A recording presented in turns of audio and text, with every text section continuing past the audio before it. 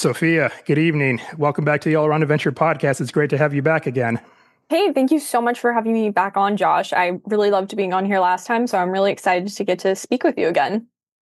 Yeah, I've been looking forward to catching up with you. Since the last time we talked, both you and I have been quite busy. I know, Yeah.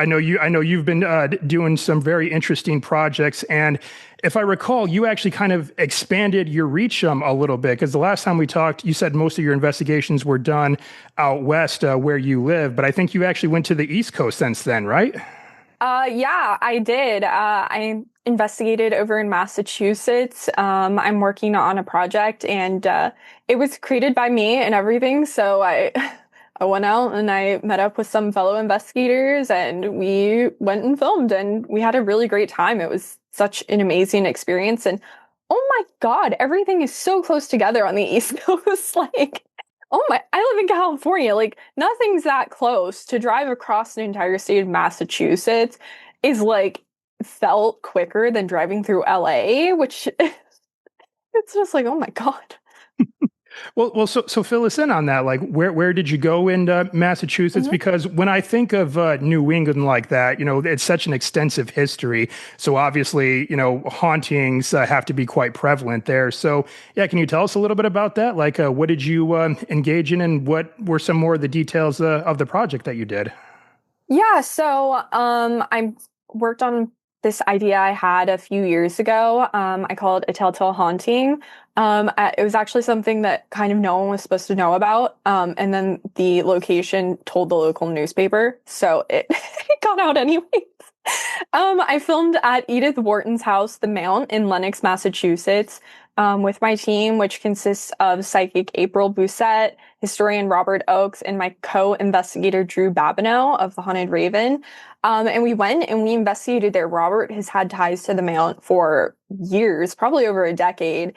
So he knows so much about Edith Wharton, who is like a Gilded Age author. She wrote The Age of Innocence, Ethan Frome, and her house in Lenox is just this beautiful Gilded Age manor, and it's very haunted. And so it was great to just be able to go out there and investigate and learn more about her and her story because I think, a lot of people fall in love with the works of these authors, but they don't know much about the authors themselves. And so that's something I really wanted to highlight is really the stories of the actual people.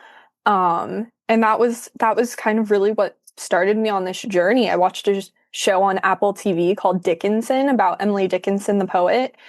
And it just was one of those things where you wonder, like, what's real about this? What's fake? And it really drew me into Emily and her life. And that really got me thinking, all these authors and poets have these stories in their homes. And it was something that I really wanted to explore the paranormal side of it and get to hear their stories if they're wanting to talk and share more about their life that maybe they couldn't talk about during their day and age. Well, that's kind of the cool thing about authors, like pre social media, because to me, authors were always kind of like those romantic figures where, Mhm. maybe they would have like a photo on the back cover of one of their Yeah. books with maybe like a short paragraph bio, and that was all you knew. That was all you knew about authors. But of course, I think a lot of that mystique has been disrupted since social media. Mhm. Their readers want them to post like the most random things on social media all the time, be constantly online showcasing their life. So I think that's a pretty cool aspect of this project that you've done is that you are taking like a romanticized like author and taking a deeper dive into her life and kind of learning more about her in that way. Yeah, and she was a part of the high society. So Edith was actually born of a rich family. And she was kind of, I wouldn't say rebellious, but she didn't exactly fit into the high society realm. And so her parents married her off on the marriage mart a little younger than they normally would have, given the time period. I think she was 16, and normally they did it around 18, because she just wanted to do kind of what she wanted.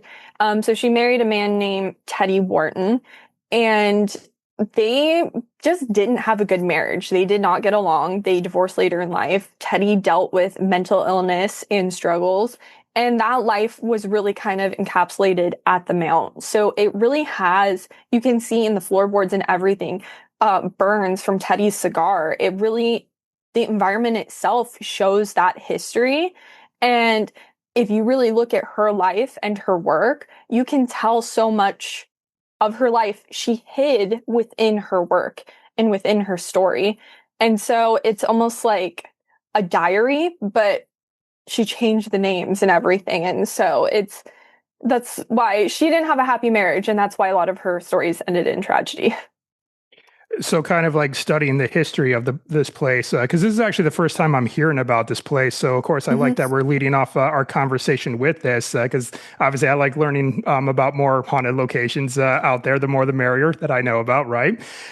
So when you were kind of taking a deeper dive into the history of the place, and then of course knowing that this is a haunted location, what were some of the stories that you were hearing about as far as like hauntings that have actually occurred in the house prior to you actually going there?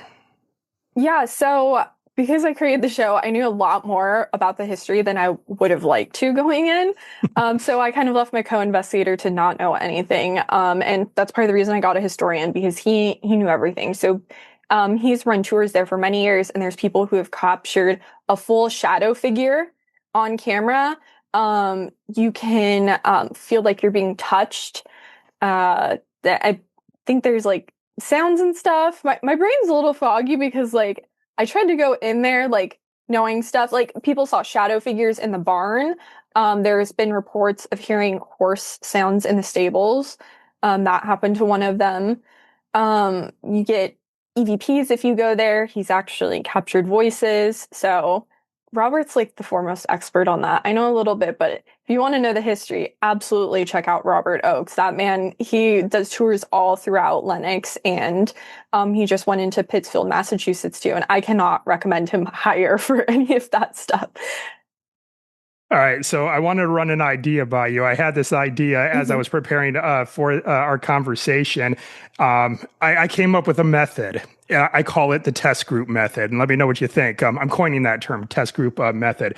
You have half the team who takes a deep dive into the research of a place prior to investigation, and you have the other half of the team who refrains from doing any research whatsoever. And then when it comes time to the investigation, you have the team that didn't do any research whatsoever go in first and, use their equipment, use their senses and whatever the case may be, and see what they experience, what they pick up, and then they coordinate with the research team, I'll call them. And then see if what they've observed matches up with like the history of the home in any sort of way. Because to me, what I would think, and of course I'd like to get your insights on this as well, is I feel like if I were to do like a lot of research of a place prior to go and investigate there, I feel like my mind would be like just looking for things to substantiate what I think I know about the place.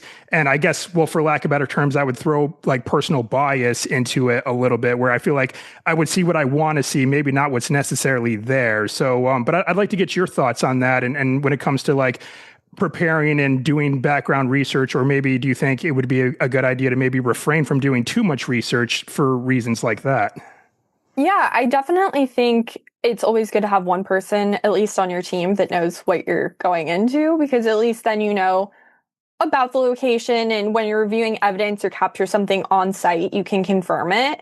But I think it's always good to go in with as little knowledge as possible, just so you don't have that confirmation bias, like you say, which is ideally what I would have done. But since I was the one researching locations, I kind of Hey, it was your project after all. I couldn't pass that on to someone else. So that's why I'm like, if we're able to go to more locations, gotta have the historian Robert. So it's always good to have that one person that can do the history and do that deep dive, because they are, I would say, kind of like your baseline. If you get evidence on site and you're hearing something and you're saying like, say you hear a voice that says Paris, but it's a little grainy and you can't tell what it says. Well, the historian can confirm, hey, yes, this person did live in Paris.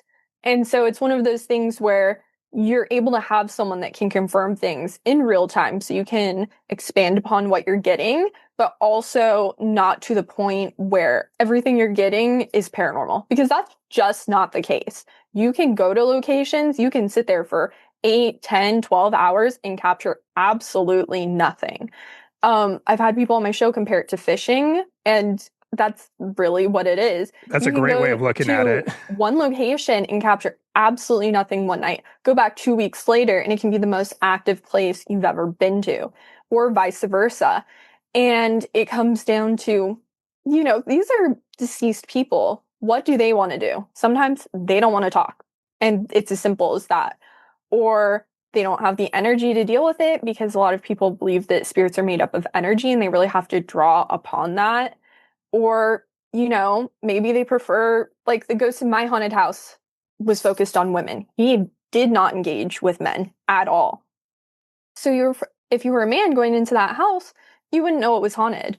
But a woman can tell that it's haunted. You feel him watching you. So there's so many different variables when you're investigating, and it's something that's just trial and error, but it's always good to go in there with an open mind while still trying to be able to debunk stuff and not just, like try and say like, hey, I heard this, that something fell over, a ghost did it, instead of maybe it just wasn't hung on a shelf right. So Right. it's one of those things you kind of have to, it's a delicate balance between not knowing so little that you can't ask questions because you don't know anything to even know relevancy of anything, or not going in there with so much information that everything you see and hear, you're trying to fit like a round peg into a square hole. Right. Yeah, I hear you. Speaking of spirits, I guess we'll call them, because Mhm. I think like spirits is what we talked about last time as like intellectual hauntings. I think some people would refer to spirits as intellectual hauntings, like ghosts or spirits that are like conscious, like can more or less engage with you, kind of like the ghost that was, or the spirit that was in your home when you were growing up. So I had another idea that I wanted to run by you, because I did tell you that I took part in my own investigation around this time last year at the Black Swan Inn here in San Antonio, Texas. And during the investigation, my group was being led by I can't think of her name, but she was a psychic medium, and and she was saying that there was like the spirit of this man that was in this stable house that we were investigating in, and she said that this spirit did not like the fact that there was women like in there asking Mhm. questions, like, and he tried to feel like big, to try to feel very imposing to the women that were a part of my group, because they all felt like uneasy being there. I didn't really feel anything, but now I kind of think to myself, are a lot of spirits more or less, I guess I'll say, trapped in the around the time frame in which they had passed? And like, so let's say, for instance, if this particular spirit that was making these women feel uneasy, that maybe he had passed away back in like the 19th century, and probably is completely unaware of the fact that women now have the right to vote, women now hold political office, women now have amazing opportunities to like grow in careers and in business and everything like that. So do you think maybe this spirit was just trapped in the 19th century and was maybe just treating the women in the way that was maybe, I'm not going to say appropriate, but maybe more common for the time in which he had passed? Does that make sense? I know it's a long-winded question, but I'm curious what your thoughts are. Yeah, I don't know if I would say they're necessarily trapped. I don't know what their realm of existence is like, but I mean, he's at a location. I don't think if he knew women could vote that he would care. It would probably just annoy him, because that's who he was in life. My dad co-authored a book for a psychic named Peter James, and he always said, as in life, so in death. So if this man had that prejudice towards women in life, why would that change because he died? It wouldn't. I see. And to take like ghosts of children, for example, a lot of them are more willing and open to talk to women. And that's likely because they see them maybe as a maternal figure, or maybe that's how they saw maybe their teachers in school, depending on the time period. It's really what you experienced in life and carrying those traits over in death. I see. Yeah, that actually does make a lot of sense. So yeah, that more or less does answer my question. So right on. Yeah. Well, if you're nice in life, you're gonna probably be just like Casper in death. But if you're not, you're just, yeah, no, probably not someone you want to talk to. Right. Well, speaking of Casper the Friendly Ghost, so I told you that we just had Paranormal Fest here in San Hmm. Antonio. It's the largest paranormal fest in Texas. And there's a local woman, and her name completely eludes me right now, but she holds the Guinness World Records for having the largest collection of Casper the Friendly Ghost memorabilia. I think she has like over like 1,800 pieces for this character, going like all the way back to like the 30s when Casper was Hmm. first created. So kind of a cool little side thing there too. It's just, yeah, he's a popular ghost, I guess. I mean, you would be if you're friendly. So, like, Yeah. you got that going for you. And it's totally okay you don't remember the name. You're asking me about the history of the mount, and like I told you before the show, I'm still getting over an illness. So like you're asking me and I'm like trying to think and my brain's like Yeah, well, we're doing the best we can. You see, I hope that's what I hope that's what a lot of people recognize about podcasters is that we're doing this on the fly, kind of, sort of. Like Mhm. neither one of us is following a script or anything. I didn't send you questions beforehand, No. so we're just having a conversation. Conversations Yeah. aren't always perfect, so. And sometimes you have illness brain, and that means that you're just kind of going with it. All right, so we'll keep trugging along here. I'm sure we'll keep things pretty smooth. But I wanted to ask about like when it comes to preparations again for an Hmm. investigation. I mean, obviously there is the historical background research that you've done. Of course, you got to put together and form a team. You got to try to get equipment and everything like that. Maybe there was some permitting and admin logistical stuff involved there too. But I'm curious to ask you about what about safety and hazard mitigation? Because one thing I have noticed listening to your show is that a lot of mishaps have happened with investigators in the past, like people had sat on rusted nails. I think there was like one story where someone actually stepped on the tail of a wildcat, Hmm. like in the location. So. So I guess like Yeah. what kind of goes into like hazard prevention when it comes to getting ready for these things, that side of the house? Well, in certain cases, I like to think I'm like the person in a horror movie that does not go into the basement when they hear something. So in certain cases, I just won't do it. Like there's a asylum near where I live, but it's next to a sheriff's department and it's condemned, and I think people live in it. And even though they're not supposed to, it's like, that doesn't sound safe. I think I'll stay away. For the Mount, it's a fully running museum, so it was snowing, so I will say careful footsteps was a big one because you don't want to slip. But it was a relatively safe location. As long as you don't trip downstairs, you're fine. It's very well kept up. Now when you're looking at a place like the Queen Mary, definitely watch where you're going. It's rusted everywhere. One place we were investigating in the ship, some of these places I can't even tell you what we were in because it's a really big ship, and sometimes you'll stumble upon rooms that you see once, have no idea where it was, and then never see it again. That's truly what it's massive.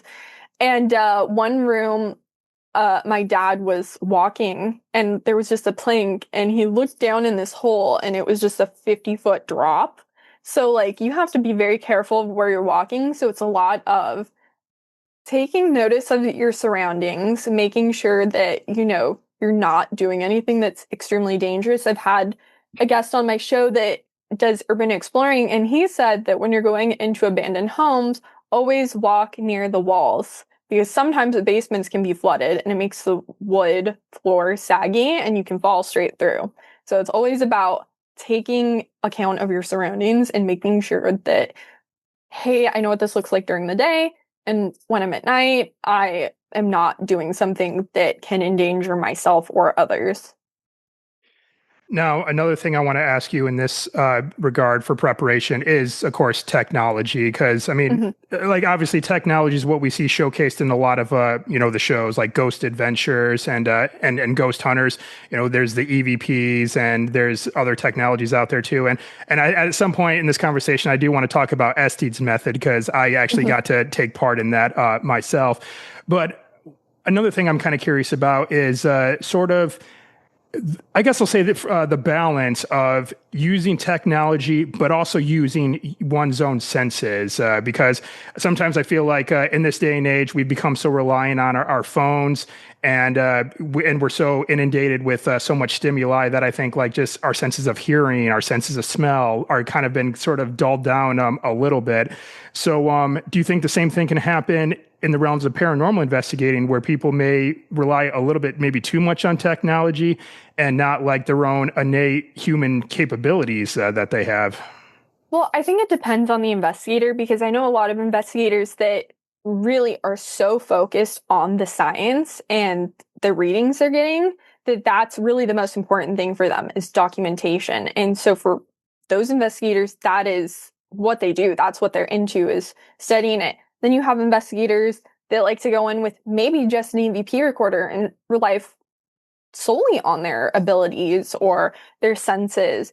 And I think in the field, that's what makes it special is having so many different types of investigators and those different balances because every part of it is needed. For me, if I'm investigating and I feel like, hey, this room is giving me a vibe, then I'll go in there and set down my equipment. And so it's a balance of both. And I think for certain people in the field, they prefer one side over the other, and that's okay because when you're dealing with something that has so many unknowns, it doesn't hurt to try. And yeah, people can have dulled senses when you're bringing up the SC session. I feel like you really kind of almost have to submit yourself to the process. And me living in a haunted house, I wasn't into that as much. And so I did not get anything when I did the SD session, and other people did. So I think it just comes down to like I can walk into a building and I can feel something, but something where I'm really in the zone like that, I close myself off. And I think that, when you're talking about people closing themselves off, maybe because of technology, but it may also come down to how a person's feeling. Because a lot of times in the paranormal, I think people push themselves beyond their limits.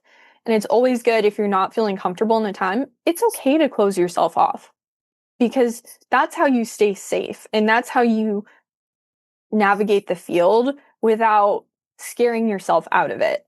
And so I think when it comes down to technology, it's great to use. Some people don't want to use it, some people do, but it really comes down to who the person is that you're talking about and what their uses are because it's important to go at your own pace. And maybe one year you want to try all the technology in the world and then you decide, hey, this isn't for me. I just want to try the bare basics, or you switch. And that's really what the paranormal is about. Like I said, trial and error and figuring out what works and what doesn't and what you're comfortable with. Well, so since we are on this topic of technology, I guess I will ask about SD section next. Well, first of all, can you maybe just explain it briefly in case anyone's listening and they're not sure what we're referring to? Yeah, so an SD session is where you take a spirit box. I don't know if it can be done with a Frank's box, but from what I've seen, I'm sorry. What's the difference between the two? that's a really great question. I would love to answer that more, but Frank's boxes were like really popular. So the inventor of the Frank's box died, and we were just talking about this recently on my show, and the guest said I think there was only 188 made. Really? So Mm. they're not widely used or super popular because there's such a limited amount. And so they were really well used when I started out in the field when I was like 8 or 9 or 10. And so I didn't know how they work. I just know people use them. And so I would love to answer that, but unfortunately, I don't know. And I'm assuming the spirit box or that comes after that, right? Like Yeah, it was made later. Okay. I think from what my guest said this weekend, there is a similarity in that they use radio frequencies. What the specific difference is between a Frank's box, I don't feel I have enough information on to give that to other people. Sure. Because like I said, they were really limited and they were popular when I was very, very young and probably wasn't as focused on technology. Well, they're A probably great collector's items now, though. yeah, yeah. So that's one of those things that you probably have to maybe Google it. But SB7 Spirit Box it's almost like a radio in that it cycles radio frequencies, but you can sweep, which basically goes through all the radio stations really fast. And when it goes says something, it spits out a word from it. And they're kind of creepy sounding. That's irrelevant. I just wanted to throw that out there.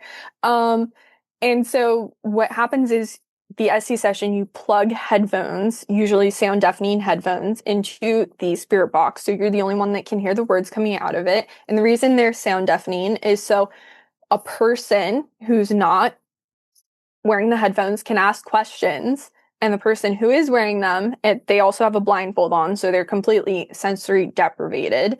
They can say the words that they're hearing out of the spirit box, and usually it's so you can see the person asking the question can see if the answer out of the spirit box correlates. So it's like sensory deprivation question. Like if you've seen Stranger Things, what they do with 11, I feel like is maybe the best example. Right.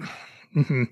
Yeah. So when I did it, so in the Black Swan Inn, the way it's laid out, you have like the main like living space, I guess. When you walk in through the main door, you have a hallway, and then at the end of the hallway is the seance room. So anyone who was taking part in the ST session that was wearing the blindfold and the noise canceling headphones with the spirit box, they were in the seance room. They were attached to a live recording that everyone else in the main room was viewing, and they would ask the questions and then of course see the feed and the answers and everything like that. So I remember when I first put on the headphones, I was very, very overwhelmed with just how quickly this was cycling, and it was just so much noise. It was so chaotic. And I had to call in Ryan Buell with the Paranormal Research Society. He was hosting this event. And then I'm like, I think something's wrong with this. Or is it supposed to sound like that? He's like, oh, nope, that's how it's supposed to sound like. So I'm like, all right, I'll try to calm down. I'll try to relax, and I'll try to just more or less submit to it. I suppose you can say. I think you might have used that word earlier. And I was like, I think on that device for maybe about 15 minutes, but it didn't feel like that at all. That's how, your sensory deprivation, I guess, kind of works. And then I only heard like 2 words. And one thing I was really afraid about, and you and I talked about this last time, was that maybe like a very, very loud noise was going to come in, like if the word was going to be spoken to me, but very, very loud. But it was a little bit more mellow than that, but it did sound creepy, like you mentioned. Yeah.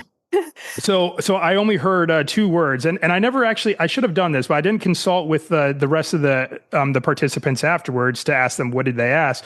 But I said 2 words throughout the whole session. I said bloodlines, and I said poison. So Yeah, I don't know. It's it was quite overwhelming, but it was pretty cool. But you said you had nothing happen when you did it though, and where did you do your session at? Yeah, so I I did my session on the Queen Mary, the Dark Zone, which is website, and they did events. They did the Conjuring Live. That kind of really started up during COVID. So they did the Conjuring House. They did Lizzie Borden's house. And when they came to Long Beach for the Queen Mary, I was actually in person for that event. The Queen Mary was totally closed down, COVID, and yeah, they heard I had not done an SD session before, so they were like, yeah, you go. And I'm like, yeah, okay, sure. Because I don't know, it's just like such a weird thing to do, like when you think about it, even for the paranormal. Like you're sitting there in a blindfold with headphones listening to a radio cycle. And they actually had attached a copper wire to that spirit box. I guess they were saying that it helped increase the I don't know, reliability, frequency, or something. Copper is a very conductive metal, so Yeah. that I could see why that might help. Yeah, and so that session, I didn't really get anything, but like you said, it goes really fast, so you really have to be like very locked in. And it's sometimes hard to understand the words. Now, the second time I did it, I was not under, I was the one asking the questions, and this was in a ghost town in Montana. And that one was really weird. So I was with my fellow investigator. He was the one under. I was the one asking the questions. He said, if you feel anything during the session, turn the EVP recorder on. And yeah, I was like, I don't want to ask questions and think about that. So I turned the recorder on immediately, and we caught so much EVP during that session. And when I was asking questions, it really felt like you were talking to Hannibal Lecter or something. I actually ended the session when he said, smile. which is such a creepy thing to say to a 21-year-old girl trying to ask questions. And so, I mean, that was the spirit doing that. That's what they were saying. We had like a lavalier in the headphones, so it was capturing all that the SP7 was saying into the headphones. We got so much EVP, but that was just like a really intense session. And so I think, like you said, it depends on the person asking the questions, but it really can work very well in certain situations. And then if you're me under, you don't get anything because you have no idea what the radio is saying. Would you try it again? I mean, I'd try it again. I just don't know if I'm the best candidate for it. I think I'm better at asking questions, but I'm also a podcaster, so I've been doing that a very long time. Okay, fair enough. That's a good point. Actually, it's like, yeah, show up to the team meetings. Hey, I'm very good at asking questions. I'll just ask the questions. You all go ahead, go under. That's fine. I'm really good at asking questions. So, like at one point during the session, like normally they'll say, "Who do you want to talk to in the room?" But I knew that the spirit did not like the daughter's boyfriend, so I said, "Who do you not want in the room?" And my co-investigator under these sound deafening headphones said the boyfriend's name. And Okay, then. so I think that's kind of like my good place is asking questions. All right on. So now, kind of circling back to this investigation in Massachusetts that I want to ask a little bit more about. So, what were some of the results from the investigation? Did you have any occurrences that happened? Were you able to collect some good data? How did that all turn out? Yeah, so it just left the editing process, so we're still trying to find a home, maybe. But we caught some really awesome stuff. Our psychic, April Doucette, the psychic housewife of New Jersey, she was picking up on so much stuff. We kind of split the team in half. So me and my co-investor Drew went off, and then April and Robert went off. So when she was saying stuff, he was really kind of able to validate it. And that was really cool to just see them kind of work off each other. Someone who goes in knowing completely nothing and the historian that knows everything and is able to know she's correct in that moment. And then on Drew and I's side, we got a lot on the dead bell. That went off like crazy. It works kind of like almost like a REM pod. It works off of EMF, and it's like an old hotel bell. You just like it taps and it rings. So when a ghost goes by it, it rings, and the ghosts in there really, really liked it. So that was a really cool experience because it's so immediate. It's not like an EVP. Like if you have like maybe a DR60, you can play it back and hear if you caught something instantly. But most times, with recorders, you have to go over and listen to, if you do an hour recording, you have to listen to that hour recording. So with the dead bell, you're able to get those responses in real time based on like him hitting the bell twice for yes or once for no. So that was really exciting to be able to have that communication in real time with the spirit. So you mentioned that during this time it was winter and it was snowy now, and Mhm. you did have a guest on your show that did bring up this idea that weather could potentially affect like the energy in a certain place. I think thunderstorms Mhm. were kind of like a big one. Do you think snow in any sort of way could have brought energy to the place? Because I feel like snow has its own energy in it to a degree, like that sort of ambience Mhm. and the cold. What are your thoughts on that? I absolutely think it does. When you're talking about, say, Robert, who's been there a lot, he specifically said that when you're dealing with storms like that or weather, you can kind of feel a difference in the atmosphere. And for me, I think it was such an active evening. I think, they said it was like such a big storm coming in, and 2 days before we left to go there, there was not really snow. So we hit at like the very precise moment of like this huge snowfall and everything. And I think that type of energy is something that the spirits can feed off of, whether it's like I live in California. People who've investigated the Queen Mary in the rain can feel that there's more activity and more of a difference. And so I think based on what is unique and what's different, I think that ghosts can feed off of that and make themselves more known. Now, one of the points that you brought up as well, working with the team, and Hmm. basically, like you've discussed, people go in there with different abilities, different skill sets. Of course, the psychic in your group, she's Hmm. really going to use her abilities and record what she finds in that way. And then, of course, you have like some of your tech specialists as well. And I really like this idea of kind of like cross-referencing each other's experiences to try to form conclusions that way. Because you and I talked last time about some of the pros and cons between solo investigating and Hmm. investigating with a team. So when I was in the Black Swan Inn, one of the second part of our investigation took part in the seance room in the Black Swan that I told you about. And we're all sitting around the table, and we're maybe about like 5, 6, 7 minutes or so into our session. And as cliche as this sounds, I know like when we see shows like Supernatural and whatever, when a ghost comes into the room, it gets really cold. You can see like the people can see their breath and stuff. But I kid you not, Sophia, it actually got colder in that room. I felt Yeah. it. And at first I didn't say anything because I kind of just thought to myself, all right, is it actually really colder in this room, or Hmm. am I just feeling cold because that's what I want to associate with hopefully a ghost like coming in and having that experience? Again, going back to the idea of like personal biases. But then suddenly everyone around the table started piping up saying that they were feeling cold too. And so I really kind of liked having that validation. It's like, okay, it's not just me having this sensation. Everyone around the table is feeling the same thing. So now we actually have kind of something to go off here because we have several confirmation of the same experiences. Yeah, no, that's absolutely true. When there's a ghost present, it's usually a cold spot. Sometimes it can be the whole room and kind of take down the temperature. But if you have, say, a FLIR to see thermal imaging, you'll see an actual cold spot, or the room will feel completely normal and you'll take two steps over and it'll feel freezing cold. That really is a telltale sign of a spirit around. I'm not exactly sure why that is.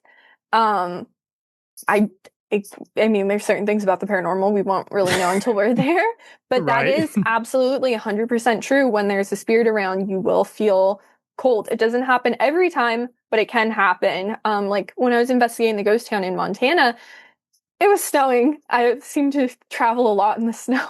Yeah, Um, clearly. and yeah, we were in this cabin and it was freezing. And I mean, yeah, it was cold out, but it was so cold in this cabin that I just had to say, I'm like, is it like, does anyone else just feel like it's frigid in here? And the daughter that lived there said, yeah, that tends to happen in this room. Also, the heater's on. Hmm. So the heater was on, and it was literally felt colder in that cabin than it did outside. Wow. All right then. So it's a thing that happens. Um, Yeah, and then also like as we were getting into the session, now there was a woman that was a participant. She had like an app on her phone that as we were mhm, asking questions, like words would start appearing, I guess, and so supposedly in response to what it is that they were saying. And some of the stuff that was coming up there was actually quite chilling and quite interesting. So I asked a question, and then the words that came up on the phone just a few seconds after I asked was, I like talking to you. And then so this again, why can't I think of the woman's name? The psychic that was leading my team. She's mhm, like, all right, Josh, fire off some more questions. Okay, if this ghost likes talking to you, fire off some more questions. And then I can't. I think I asked something to the effect of like, did you die here? And then it said yes. And I'm like, where are you buried? Like, are you buried on the property? And then the word that came up next was cabinet. And I'm like, okay. And then somewhere along the lines too, again, same thing going on with getting confirmation from the rest of the group. mhm, I felt like a very intense, like tingling sensation, like on my face and like mhm. on my shoulders and stuff. And again, thought it was just me, but then everyone else around the table said that they were saying the exact same, experiencing the exact same thing. And then I think the scariest part for me is when, again, my psychic leader said, "Oh yeah, the spirit you're talking to, Josh, is sitting in that empty chair right next to you."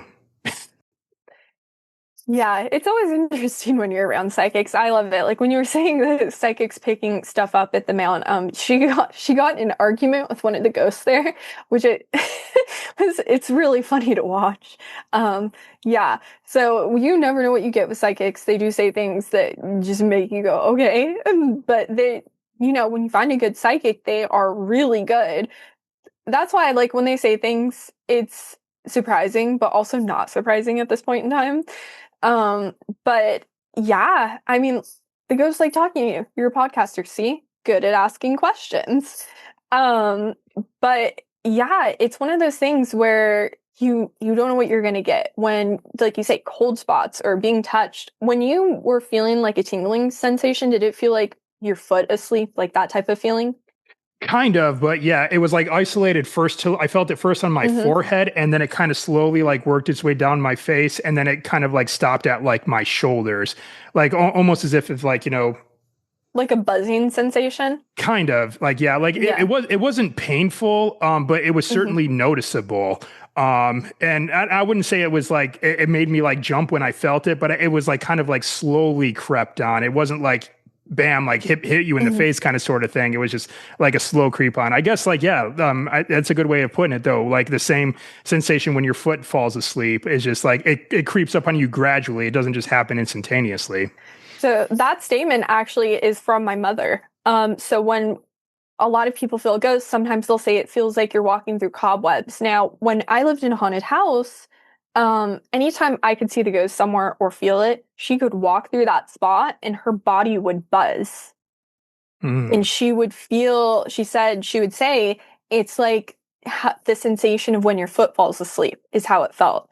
So I just thought that was interesting because I've never heard anyone else kind of describe it in a similar tingling or buzzing way as my mom did when we were in that haunted house. And actually, one night, um, because like I said, the ghost was focused on women, he had watched me sleep one time. So my mom said, well, you go lay in the loft bed. And he has long hair because he's an 80s metal drummer. So, he looks a little girly from the back. And so he was laying on my loft bed and he felt someone watching him. And so he threw his arm over the ladder and he said he felt like he stuck it in a bucket of ice water. And Hmm. he started yelling at the ghost. And in this time, I'm 9. So I'm in my parents' bedroom and my mom's holding me while we're trying to sleep. And she felt something come up through the mattress. And from her neck down, her whole body was buzzing. So yeah, I guess again, there's more cross validation right there. Hmm. I mean, of course, like I was in Texas. Your childhood home was in California.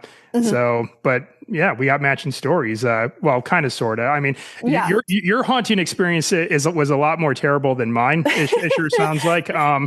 But I guess like if we could go back here really quick, if we have listeners and viewers who are either listening or watching to us talk Hmm. for the first time. You actually did grow up in a haunted house, and that was kind of sort of what set you down this path of pursuing the paranormal, and also going to see one of the most haunted places in the entire world when you were in your single digits. But yeah, can you just kind of tell us a little bit about that? Yeah, so I lived very close to the Queen Mary. So actually, I would go on their Ghosts and Legends tour, which is their fake tour. That's not their actual ghost tour. When I was like a toddler, and I used to laugh when like all the steam would shoot up to like scare people. So I don't really know what that says about me, but everyone else would be freaking out. I thought it was funny. So I've always gone to the Queen Mary just because it was just nearby. That's just what you do. And when I was 8, my parents went on a ghost tour on the Queen Mary for their anniversary. I got jealous, and so they asked the psychic who ran the tours, Peter James, can we bring our daughter? He said, there's over 500 ghosts on the ship. All of them are my friends. So I went along on the next tour. They went in April. I went in May. That was Peter's final tour. Peter asked my dad to co-author his book, Heaven Can You Hear Me? Then we started in the paranormal when I was 8. We were going to conventions and stuff. And then when I was around 9 years of age, I started feeling like there was something there in our house. Now, I had lived in this house from the day I was brought home from the hospital, and I felt like something was watching me. It was like the walls, the ceiling, everything was covered in eyes. And it just was different. And since I was in the paranormal at this time, I I knew something was different, but you don't think that your house is haunted since I had lived here for 8 years at this point, 9 years, I mean. And one day I went into my parents' bedroom and I saw a man standing in their closet. Now, I wasn't seeing him like how you see a regular person. It was more like a pictured image in my head. And I knew that was a ghost because I was already in the paranormal, like I said. And so I told my mom and my dad, there's a ghost in your closet. And my mom didn't know what to say because obviously we hadn't experienced anything, at least so we thought. In hindsight, there's things looking back where you're like, okay, that was strange. But like I said, your first reaction isn't your house is haunted. So my mom didn't know what to say. She didn't want to tell me I was wrong. My dad, who co-authored a book for a psychic, flat out told me that I was imagining it, which is ironic and hilarious. And one day while my mom was putting on her makeup, because this closet door was in her vanity area, she heard 3 knocks from the inside of her closet door. And she grabbed an EVP recorder and we caught voices. And from then on, my parents knew our house was haunted and the activity really picked up from there. I had a pug. She could see the ghost. She would bark violently wherever he was. When he would be in my room, I had diamond doves in my room and they would just flip out. They would bounce off the side of the cages, absolutely terrified. And my cousin saw a man standing over us while she was sleeping in my room. And she said she blinked. He was still there. She grabbed me because she was scared. And then she blinked like 2 more times and he was gone. But she saw him as how you would see an actual person. So this ghost, like I said, was focused on women. So it wasn't really something my dad had experiences with other than the physical things, seeing the dog react or the birds or hearing the EVP recorder. But when it came to women, like I said, he was standing over my cousin and I while we were trying to sleep. He watched me sleep. He stood and watched my mom sleep. He would watch me when I'd play video games, watch YouTube, anything. And when we realized our house was haunted and my mom was telling her female friends, they were saying, your house has always creeped me out. It's always made me feel uncomfortable. But obviously that's not something people are going to tell you prior to your house being haunted. They're going to be like, your house really freaks me out. So in hindsight, there were things that either made other people uncomfortable or things that were paranormal that we thought maybe was a relative checking in. We didn't know that it was a haunting. But it was something I dealt with from the age of 9 to 11 years old. And when he climbed my loft bed ladder, my parents, I don't know, I can't remember the timeline from when he had watched me sleep to when I told my parents. During this time, we have a psychic friend, named Radio Rod, and he had a radio show and he was coming down and he wanted to film at the Queen Mary and that fell through. So he was like, hey, can I do a live stream at your house since it's haunted? And he did a live stream. He had another psychic with them. They didn't know anything about our house. They just knew we were having a haunting. They knew kind of the general thing, that I was seeing a ghost. Right. And I hadn't told anyone that he had climbed my loft bed ladder. And the night they were there, I tried to tell my mom, like, Mom, I got to tell you something. And she says, not now. We have company. And my mom's friend, who was not in the paranormal, I apparently pulled her aside and told her what happened. And she grabbed my mom and says, you need to hear what she just told me. So I told my mom. So only my mom's friend, who is not in the paranormal, and myself knew this. And one of the psychics walked past my bedroom and said, there's a man on that loft bed ladder. And that was the last night I slept in my room until we moved out. Wow.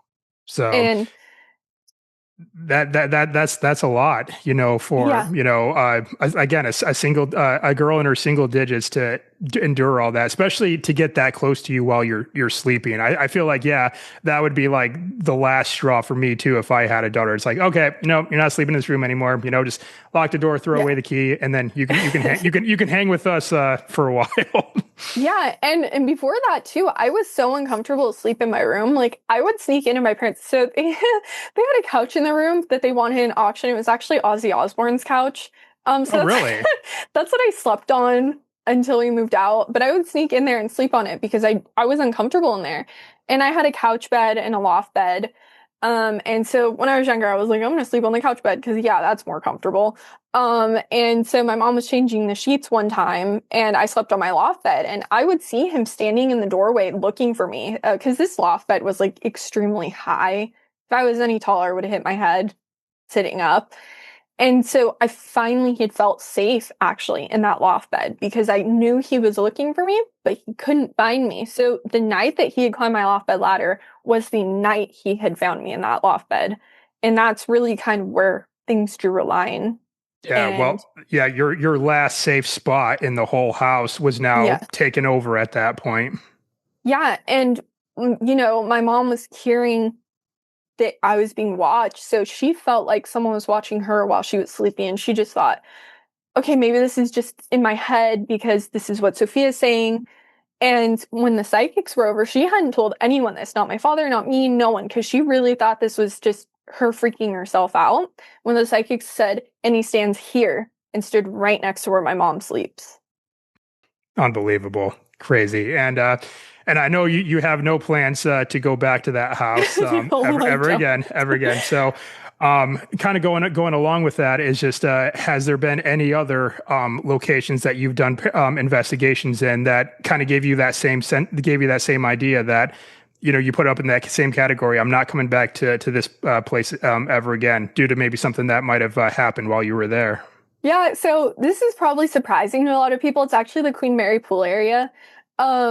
I used to investigate there a lot. I've investigated there so much that not going back to the pool area is not going to hurt me any. I mean, I've been there probably hundreds of times. Genuinely, no exaggeration. It was that close, and it's one of the most haunted places ever. So that's what you do when you live that close.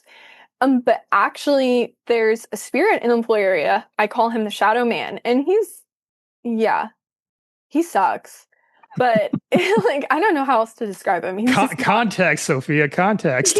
He's not very nice. He's just a vibe he gives off. Like, don't talk to me. I don't like you, all of that. Like I can't really explain that. I'm not psychic, but I'm sensitive. So there's certain things that I just know without like having an exact explanation for it. So the Shadow Man is one of them. I know he's not nice. I know he doesn't like me. I don't really think he likes anyone though, to be fair. Um, but I would always see him. He hangs out in the dressing room area. He kind of lurks. Whatever. I didn't really care. It's not that big of a deal.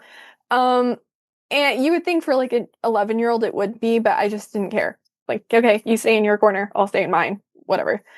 And when I filmed with Ghost Adventures, it's the first time I'd ever been in the pool area where it was completely pitch black. Normally when you go in there, there's low lighting. And it's like he became stronger, which I can't explain because, like I said, there's some things in the paranormal you just really can't explain. But it was like he was in multiple places at once. And I wanted to tell them, like, hey, the Shadow Man's here. And every time I wanted to say that, I felt like I was going to cry. So it was like he had an emotional hold over me in that moment. And I went back to the pool area one other time after the Ghost Adventures with our friend. And I just kind of started panicking. I felt like if we stayed there, something bad was going to happen. And now I don't know if something would have or would not, but I was very adamant, like, we need to leave. Like, I don't want to find out if something bad's going to happen. And I've never had a spirit, even having lived in a haunted house and the trauma that comes with that, I've never had a ghost physically have kind of that emotional hold over me like that. So it's just one of those things where I've been there so many times. Well, I keep poking the bear. Now, one of the things I want to expand on as well, you brought up that, you do have some sensitivity to these types of activities. And then, of course, we have talked about psychics in this conversation who have actual abilities that we don't have. But when you were telling us about when you were growing up in your haunted house, that your pug and also your diamond doves were very susceptible to picking up the presence of this spirit that was coming into your room. And because and that makes a lot of sense because animals have like amazing sensory abilities that we don't have. Like a lot of animals can see a lot better than we can. They can smell better than we can hear better than we can. So many, and dogs are a great example of that. And now for dogs, I feel like dogs don't bark at nothing. Like if there's nothing there, a dog's not going to bark. If a dog's barking, it's because it senses something that is amiss. And then, of course, your diamond dogs, Mhm. like you said, going crazy in their cages, similar to how like old miners would take canaries into the cage to sense carbon monoxide and everything. Mhm. So, do you think have you ever heard of any other paranormal investigators actually maybe using animals like on paranormal investigations to see how they may react when they're in certain settings and environments? I mean, similar, I guess, like how you would like we have canine handlers in like law enforcement and military and stuff like that. Could there be paranormal investigating canine dogs out there by chance? Yeah, I think if you were to do that with anyone, the pug would have been the great one because she was actually really angry at the ghost being there. She wasn't scared. She was pretty angry. I will say dogs do bark at nothing if you own a Chihuahua. I would know I've owned Chihuahuas. Currently own Chihuahuas. So, do want to put that little caveat there. Maybe don't trust the Chihuahua. Maybe do. Depends on the Chihuahua. But yeah, I think that they did that maybe on Ghost Hunters or Ghost Adventures. One episode, I believe, of either of the shows or both of them, they brought a dog in. Um, I think, like I said, it does depend on the animal. I think my pug would not have cared. She just didn't care. She was Regina George from Mean Girls in a pug. So unbothered, did not care, irritated her, aggravated her. Now, I have the sweetest Labrador right now, Maya, and I think that would probably scare her to death if she saw a ghost.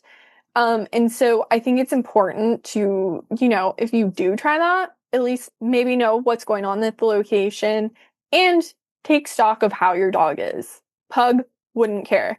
Like for instance, someone had reached out to my dad. I don't really remember how they got in contact, but they had contacted my dad because they were living in a haunted apartment and it was scaring their dog so bad. Mind you, this is a German Shepherd that it was jumping out of a 2-story window consistently Wow. to get away from whatever was scaring it. So I think, yes, you could do that and yes, it would work, but it's assessing the situation so you're not putting this animal in harm's way because they Right. can't vocalize what they're seeing or how they're feeling. Right. Good point. Absolutely. Now, getting back to technology here, I feel like we're all over this place in this conversation, but I keep thinking of ideas as we go here. If you could only investigate with just one piece of equipment available, and which one would you choose to use in an investigation and why? I'd like to say an ovulus because it pops words out, so maybe you could have a conversation. But I did use an ovulus. I've always wanted one ever since I was younger. I finally got one. I used it at the Mount. It was probably one of the least active things I've used. Based on my recent experience, having actually replenished my ghost hunting gear after 18 years in the field or something. I think that's how long I've been in the field. Yeah, 18 years. Um, things get old. You just don't replace them. Recently did that.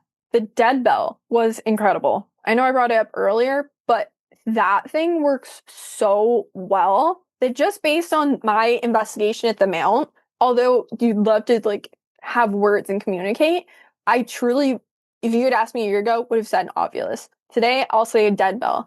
And most people would say an EVP recorder, but I really love, like, take for instance, in my haunted house, we caught EVPs, but the one thing my mom said is, I wish I had known that they were saying that in the moment because I would have responded. So for me, one of the biggest things is having equipment that I can have that dialogue, whether it's yes or no questions through just a bell ringing. That to me is more important than, going home and not being able to actually engage with the spirit. So is the dead bell like a tool in which you ask just like strictly yes or no questions, like one for yes, two for no, or something like that? How does that work? I haven't used one of those before. Yeah, I mean, it depends on the investigator. You could just use it and tell them to go up to the bell and ring it. In our case, the ghost really liked the dead bell. We had spirit candles there too, which also works off of EMF and they light up when a ghost is near.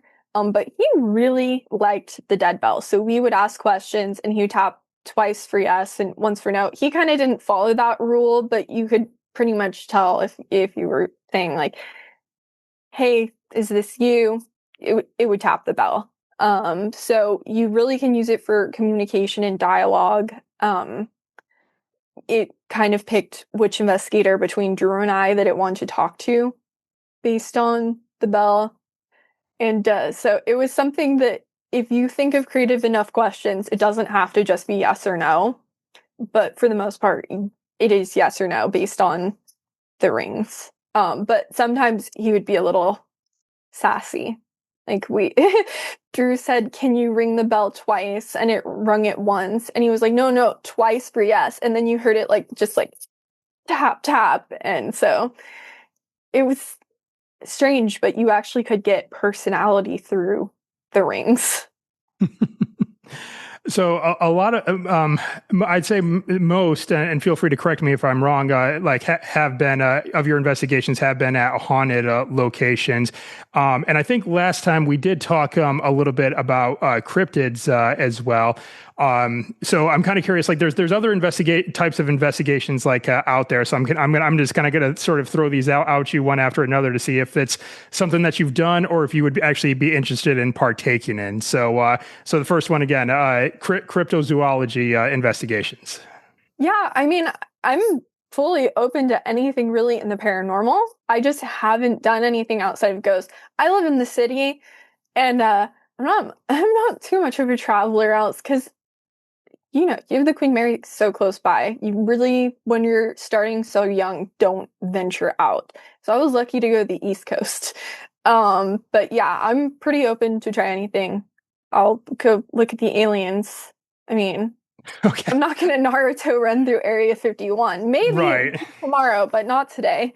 Well, first of all, I love the reference. I'm glad that you knew what that was because, yeah, so right on. That well, actually, you kind of answered my question. That was going to be the next one. Alien UFO sightings as well was okay. So now the next one. I don't think this is like too much of a thing, but like I guess I'll say folklore creatures. You know how there's like a lot of old folklore in Europe with like certain places where supposedly like I know banshees in Ireland, which I guess sort of falls under this lens. I mean, I'm not sure if I want to put it in like crypto because cryptozoology because maybe some people consider it like a monster, but then some people say no, it's actually a spirit. But so I guess I'll just say folklore in general. Would you do any folkloric investigations anywhere?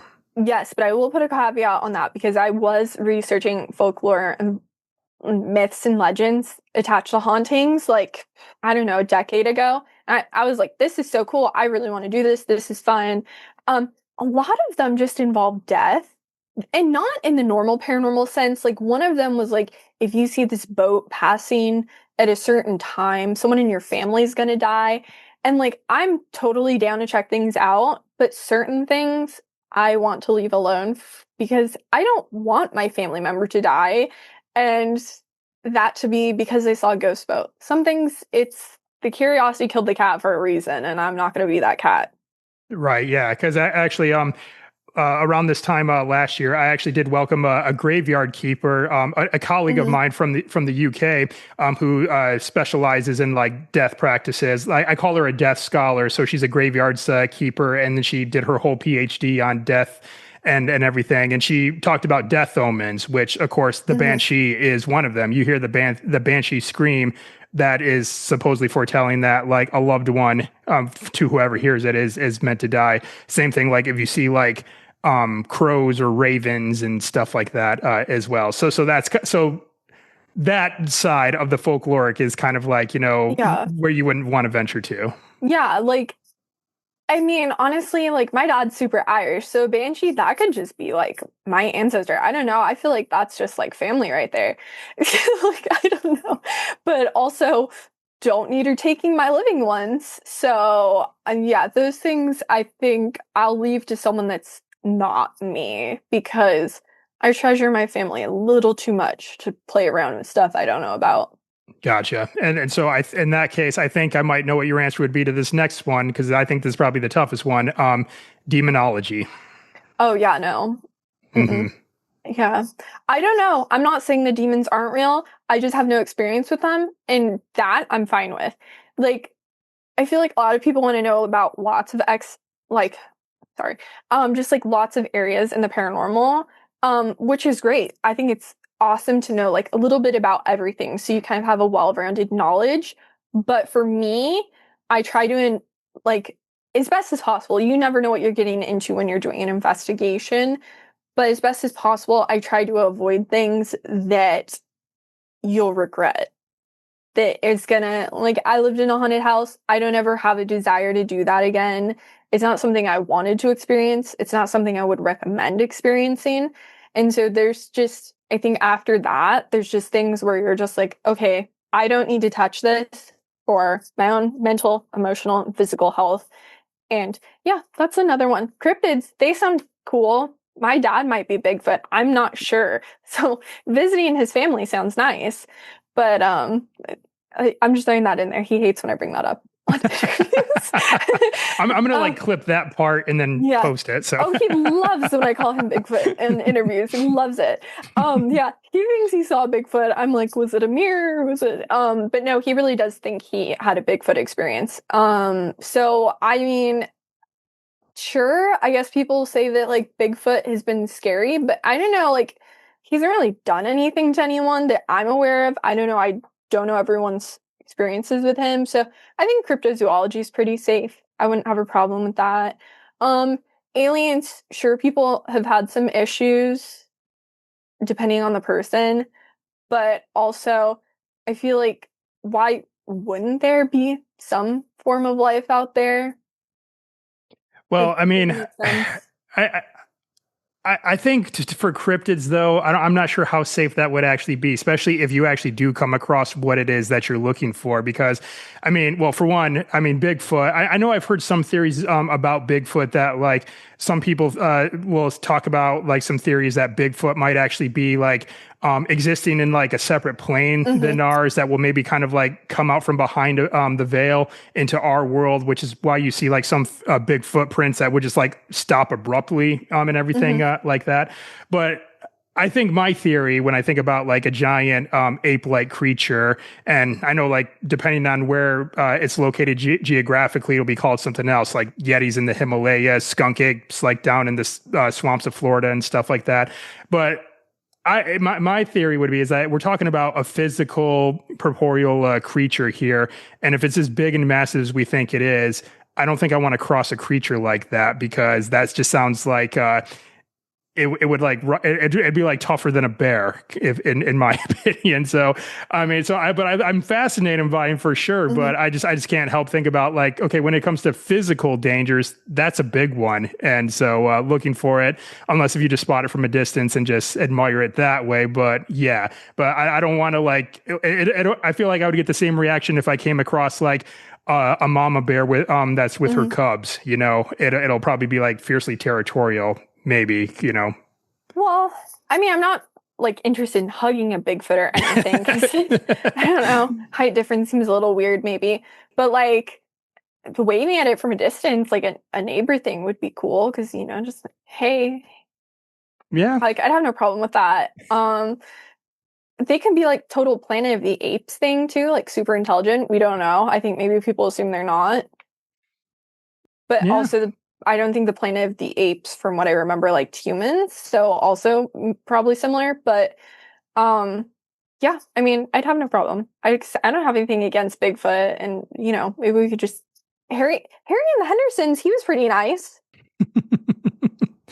Well, I think no matter what, I guess, avenue with paranormal investigation we take, you know, obviously it is going to come with some risks and hazards. Like, I mean, obviously, like you talked about that just in the investigation that you did in Massachusetts, you know, doing safety assessments, making sure that it's good. And dependent, some places you may have like squatters that are living in them, like old asylums and everything like that, though, too. So, but there's also other risks that you mentioned. And of course, you know, we just brought up demonology here, and there's plenty of risks for people who do engage in that for sure. So any like words of caution for because I think a lot of people are very curious about this sort of stuff, Mhm. and maybe they may have interest in taking part in investigations themselves. And I asked this question from personal experience, actually, Sophia. I don't know if I think I might have mentioned to you that I used to live in the UK a few years back, and there was this haunted building in the city of York that I lived in called. Well, I didn't live there, but I lived in the city of York. But they called it the Plague House, and Mhm. I've heard different stories about this building. Some say like back during the time of the bubonic plague, there was like a family living there, husband, wife, and their young daughter.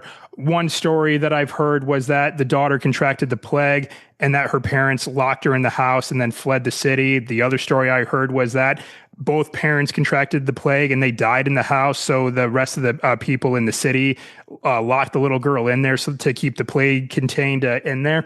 And they say to this day, some people have reported seeing like a little girl banging on the upstairs window trying to get the attention from someone below. And and if I had classes that would run late and it would be dark out by the time I was walking home, I would wait outside this building and just wait for a few minutes, looking at the window, seeing if I see a ghost. Because obviously I'm fascinated about this, of course, hence why, I definitely wanted to have this conversation with you. But a part of me also says that, do I actually really want to see a ghost? Because if I actually see and have irrefutable proof for myself that ghosts are real and I actually saw one, can I ever unsee something like that? Like, could I just like go home, go to bed, knowing with what I just saw and like sleep soundly? Because again, it's like, I've been fascinated with this ever since I was a kid, but to actually have that irrefutable proof of seeing a ghost for myself, part of that seems a little unnerving to me. And then, of course, with you growing up in a haunted house, you do this for a living, but it's still, I imagine you might have some reservations even now, and I don't want to put words in your mouth. So, rounding this out, though, like, would you have any words of caution for any of our listeners and viewers if they wanted to get into this themselves? Anything they should think about before they do so? Yeah, like we were talking about earlier, physical dangers. Please, make sure that you're doing something safely because besides the paranormal, there are so many physical dangers when you're walking into, say, an abandoned building. Don't trespass, because that's not great. Because you could get hurt, you could damage property if you're not careful. Um, you can go by yourself, but make sure someone knows where you are and stuff like that. Try going with someone, I think is always the best. They can help validate experiences, make sure that, if you twist your ankle on accident, I could do that walking in the nicest place ever. I'm just accident prone. It's better to have someone that can help you in that situation. But also, like I was saying earlier, don't push yourself past your limits. Like for you, you may feel unnerved. Maybe think about why that would make you feel that way. And try and get to the bottom of it. If you do want to progress, like why would I feel unnerved if I saw that? How would that change my perspective? And what about it would make me uncomfortable? And work through that, or just accept that, hey, this is the pace I want to go at, and don't push yourself, because that's where you can get into dangers if you're not paying attention to your limits, because that leaves you susceptible to things that just want to poke at you. It doesn't have to be a demon. Could just be a bored spirit. I would get bored if I was them too. I just want to mess with people. But them messing with you doesn't always mean that your reaction to it is going to be how you expect. So always, do your research. If you're interested in, say, demonology, go talk to people, go read about it. Don't just Google it and then decide I'm going to go try voodoo or something. Like, that's not a good way to go about it, because you're opening yourself up to stuff you don't understand. So take things at your own pace, research, talk to people, join a team if you want to join the paranormal, because they'll know about locations and equipment and work you through it. Decide, like, hey, do I want to focus on technology? Do I just kind of want to, maybe I have an ability. Maybe I want to develop it. Go what makes you the most comfortable, and don't let anyone push you, because it's not that serious. I mean, it is the paranormal, and yes, it's a serious field, but it's not so serious to where if someone's telling you you need to do something and you're uncomfortable, you need to listen to yourself and not someone else. Gotcha. All right, right on. So, well, as we kind of start winding down our conversation here, Sophia, now this episode, like I mentioned, is going to be going live on Halloween Day. So, what do you have planned for Halloween this year? Yeah, that's up in the air. My cousins might be coming down from Washington because Halloween is on a Friday. So happy Halloween to everyone watching. I may be with my little cousins trick-or-treating, because they want to come down and experience a Long Beach Halloween, which I'd be very excited about because I love my cousins and they're so cute and I want to see them in their costumes. But also my little cousin does want me to dress up, but she might dress up as Ghostface, I've heard. And so then I can just put some blood on my face and say I'm a final girl. So it's a win-win. She doesn't know that yet, but everyone watching, that might be what I'm doing. Or I'm sitting and monitoring my TV. All Because, righty.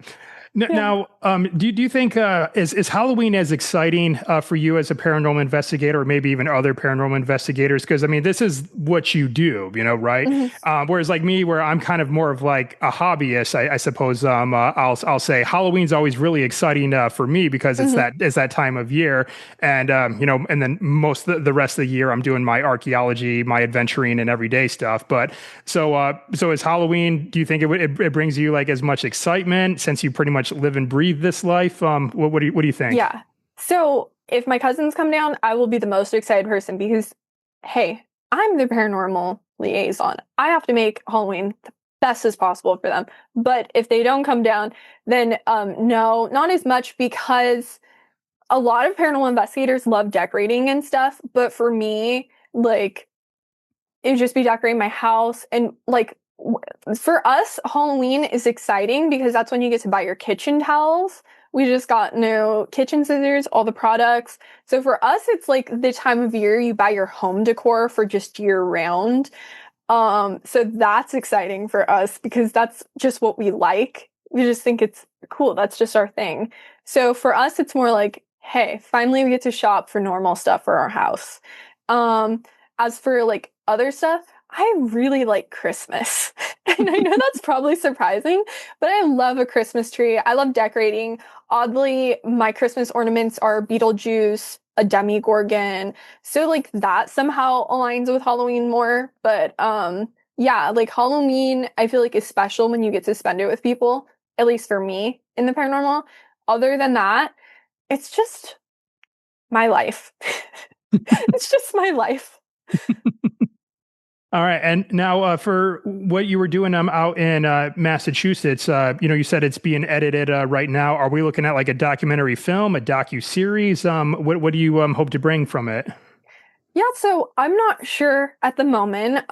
We edited it and then we're gonna see if anyone has any interest in turning it into a series because we'd love to go to so many more places and get to share the stories of these people who had such amazing lives. If not, then I'll likely edit that into probably similar to a documentary and upload it somewhere. But the hope is to be able to continue to share the stories of these people who really had some of the most incredible lives, so many secrets that they couldn't share given the time period, or just random crazy facts that, you wouldn't expect that are quite funny. All right. Well, I'm certainly looking forward to seeing what you come of it, and let's certainly stay in touch because if you have anything that's any links from what you put out there, I'd like to get them added to the show notes below and share them as well. But in the meantime, though, our listeners and viewers can go tune into your podcast. Like we did mention earlier on that you are a podcast host yourself. Your show, The Ghost Host, you've been doing it for years now. So yeah, tell us a little bit about it and where our listeners and viewers can go find it. Yeah, so I'm the ghost host. I've been doing my radio show for 14 years now, but we recently made the move to Spotify. You can listen to the show, like I said, on Spotify, iHeartRadio, and Apple Podcasts. We upload new episodes every Saturday at 12 p.m. Pacific Time, 3 p.m. Eastern, 8 p.m. GMT. We've had some really incredible guests this year from all over the world. We've had ghost hunters from Brazil, Norway, Sweden, Mexico, Costa Rica, and we're going to be booking more international guests. We've had recently, we played an archive show with Andrea Perron, so you can also listen to some of your favorite investigators from TV and YouTube. this month, because this will be airing on Halloween, you can check out episodes that will be airing from psychic medium Jennifer Schaefer, Ryan O'Neill, who's a paranormal investigator from England, Christopher de Cesare, I think is how you say his last name. He will be featured on True Hauntings, the Netflix series with his story about him. He's known as the Ghost Boy. And also the Haunted Nights YouTuber, Steve Brote. So you can listen there. All the shows are archived and you can listen to them anytime. You can also check me out on Twitter at Sophia Temperilli with 1L, at Ghost Host Show, Instagram at Sophia Temperilli, Facebook, The Ghost Host Sophia Temperilli, and we recently started a website, sophiatemperilli.com. All right. And I'll certainly get all of those linked up in the show notes for this episode so our listeners and viewers can go find them down there. Or again, if we do have viewers, it's in the description for the video down below as well. And I certainly will recommend that everyone goes and tunes into your show. Like I said, I enjoy it. And you are a fantastic host. Like, I mean, it wasn't just something we were just talking saying on this podcast willy-nilly. It's like, no, you do ask very good questions, and I like where you take the conversations with your various guests, and I'm sure you learn so much as well, having all these different people on from different parts of the world and everything. So, and I hope that creates more opportunities for you down the line as well. Well, thank you. I appreciate that. Yeah. Since we made the move to Spotify, I've been able to have international guests for the first time in 12 years. Because we were able to have them for the first 2 years, and then Skype went away on Blog Talk Radio, where it used to be hosted. So it's been amazing to get to connect with people all over the world and hear their stories. So many of them talk about folklore and in the way that connects to the spirits they investigate with. Just how the spirits interact differently from country to country is really amazing too, to hear that difference. Right on. And so I have a last few more standard questions for you. And you've actually answered these questions before, but I'm curious to see if there's going to be some differences between the last time we talked. And the first one, of course, is I like to ask my guests to issue a challenge to our listeners and viewers.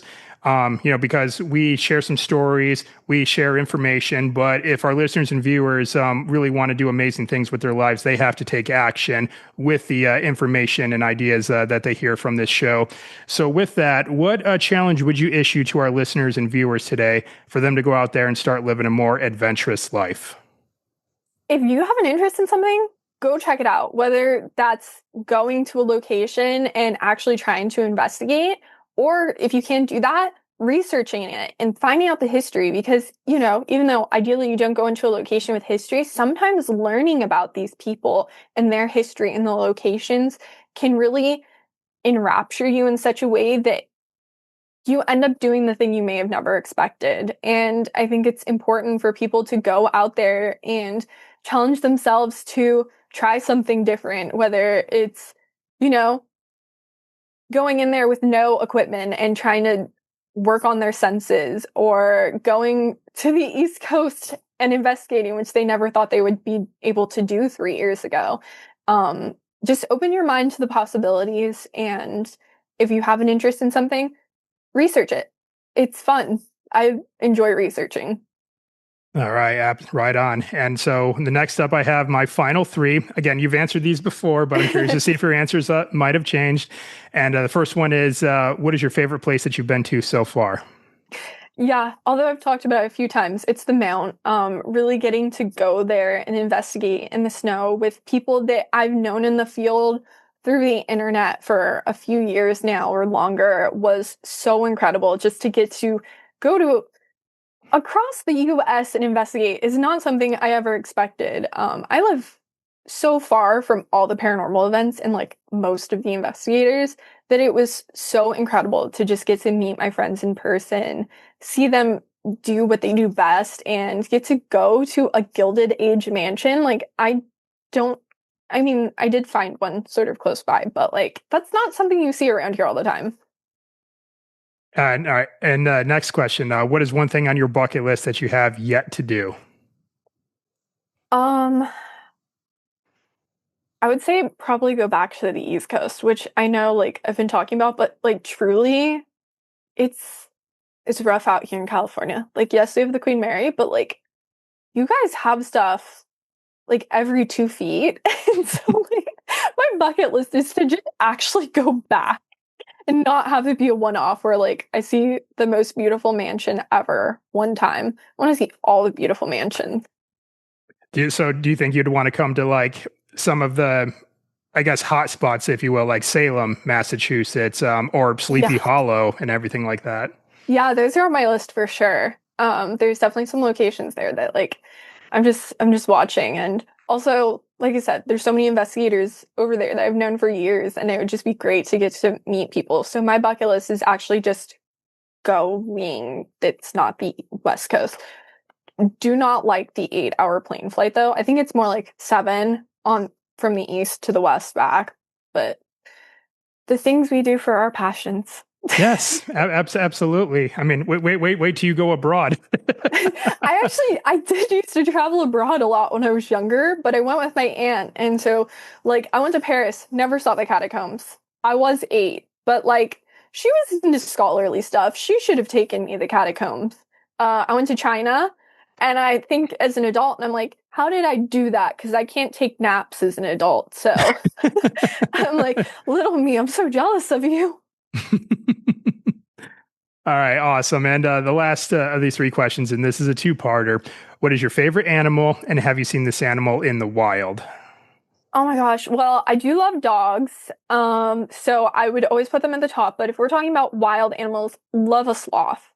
Also do love a chameleon. I know that's 3, but sloths are just such majestic creatures. And chameleons, I did have a chameleon, didn't see one in the wild, but Felix was awesome. He hated everyone, loved crickets, and I thought that was a beautiful personality trait of his. And sloth, I haven't seen one in the wild, but I do feel I should meet a baby sloth. I do feel that's something that should happen to me. All in due time. All in due time. All right. Well, Sophia, that's it. That's all the questions that I have for you tonight. But before we call it a day here, let's just recap one more time where our listeners and viewers can go connect with you, where they can tune into the Ghost Host, and where you're at in the internet space. Yeah, so you can listen to the Ghost Host on Spotify, iHeartRadio, and Apple Podcasts. New episodes go live every Saturday.